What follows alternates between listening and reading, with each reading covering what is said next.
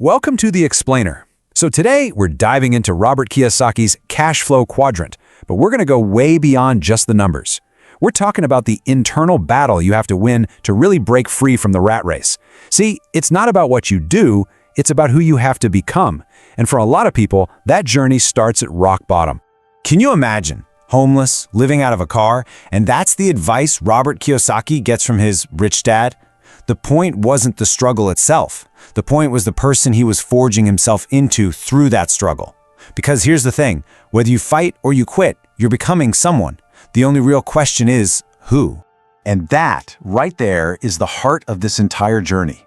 Moving from the left side of the cash flow quadrant, being an employee or self-employed, over to the right side as a business owner or investor. Well, that's not about changing your job title. It's about changing your entire identity. It is, no joke, an internal war between the person you are right now and the person you need to become. This is the fundamental mistake that so many of us make. We focus on changing the external stuff, our job, our business plan, our actions. But the real hard work, that's all internal. It's about rewiring your core values, your fears, your entire mindset. And that is the real challenge. Okay, so why is this change so unbelievably difficult? Well, it all comes down to one of Rich Dad's most controversial ideas, that money is a drug. In fact, he actually refused to pay a young Kiyosaki at first, for the specific reason that he didn't want him to get addicted to that feeling of a steady paycheck. Think about it. When we get used to earning money in one particular way, an addiction starts to form. It's so much more than just a habit. It's a deep psychological attachment. So moving from an employee to a business owner, that isn't just about breaking a routine. It's about breaking an addiction to the perceived security of a paycheck. And this addiction, it creates these deeply ingrained automatic patterns. When someone needs money, their quadrant basically dictates their gut reaction. An employee, what do? They instinctively look for a job. A self-employed person, they try to do something on their own. But a business owner, they think about creating a system. And an investor looks for an asset. These aren't even conscious choices half the time. They're just reflexes. So how in the world do you break that cycle? Well, for Kiyosaki, the moment came at a payphone. He was just completely defeated, totally ready to quit and go get a safe job.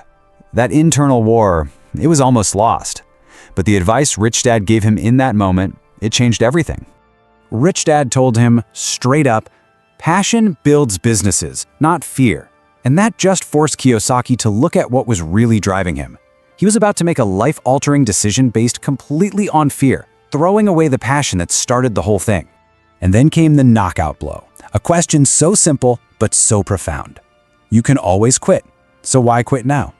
Right? Quitting is the easy way out, and that option is still going to be there tomorrow. So why give up today at the moment of maximum pressure, and also the moment of maximum potential for growth? Standing there at that phone booth, Kiyosaki had to really confront his true passion. And the irony is just huge. His dream was to create a whole new kind of school for entrepreneurs and investors. Which is crazy because as a kid, he absolutely hated school and swore he would never ever become a teacher like his own father. It all clicked into place when he got a letter of encouragement from his highly educated but poor dad. Kiyosaki suddenly realized he was a fusion of both of his mentors. He had the passion for teaching from one and the capitalist mindset to build his own system from the other, making sure he wouldn't get crushed by the old system he was leaving behind. And that realization, it was like a rebirth. He'd already built a successful business making surfer wallets, but a moral crisis over these inhumane factory conditions just killed his passion for it. He didn't want to get rich by exploiting other people. His new purpose, his real purpose, was to educate people so they could become owners themselves. So he and his wife Kim built an education company that just turned the old model completely on its head. Instead of boring, passive lectures, they used active games. Instead of hiring traditional teachers, they hired real entrepreneurs. And get this, in their system, the students graded the teachers. If a teacher got a bad grade, they were fired. And the result? It was a massive success. We're talking a multi-million-dollar business with 11 offices worldwide in less than 5 years. It proved that a teacher can be incredibly rich as long as they're operating on the right side of the quadrant. Okay, so to make this transition yourself, you have to unlearn the biggest piece of fear-based programming that we all get. This idea that a job is safe and being an entrepreneur is risky. Kiyosaki argues this is just an illusion. In an age of downsizing and automation, is traditional job security even a real thing anymore? The right side of the quadrant only looks risky because most people don't have what Rich Dad called financial X-ray vision. When you can read financial numbers, you can see the hidden reality of an investment. You see the opportunities and the real risks that are just invisible to the untrained eye. That financial literacy is what actually lowers your risk dramatically. But maybe the most fundamental, mind-blowing difference between the two sides comes down to this.